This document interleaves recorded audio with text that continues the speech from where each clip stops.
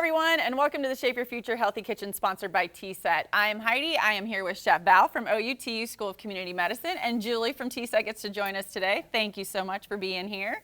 And as always, I'm just going to let you tell us what we're doing today. Okay, we're going to make some Southwest Migas. And so what makes them Southwest is we're going to add some green chili salsa. You can just buy this pre-made. If you can find a low sodium variety, that's really going to be the best. Okay. So we have some corn tortillas that we crisped up in the oven with a little bit of pan spray. You can see that I cut them up very finely, but you could cut them into quarters or whatever.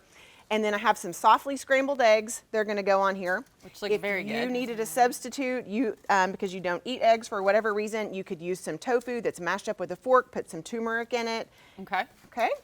As an alternative, which is always good. And again, these are just doing little steps to make for a healthier lifestyle. Absolutely. We know that everybody is trying to be healthier, and TSET, one of our missions is to bring resources to anybody that's looking and help them make the healthy choice. So you could go to shapeyourfutureok.com to find recipes and, of course, tips on how to be active and eat more fruits and vegetables, lean proteins. And make it healthier for everybody. And it really is like what we were saying, small differences can make big changes.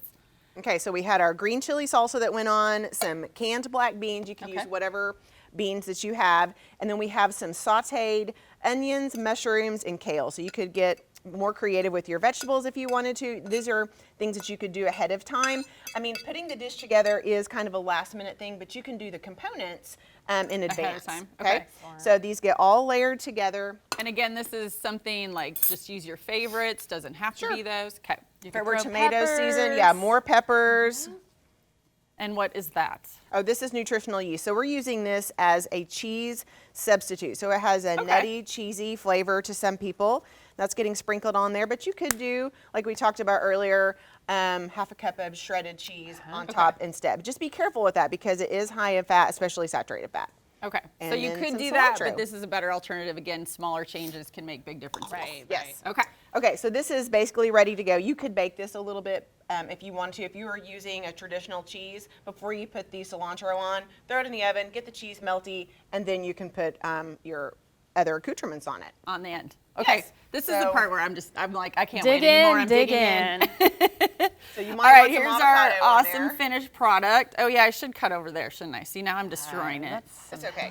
We have another. We have another one. All right, Julie, you and I get to have at it. You better get that avocado. I know. And so if you wanted to use red salsa or you want to use fresh tomato, I mean, really get crazy with these ingredients. You don't have to use black beans. White beans are fine.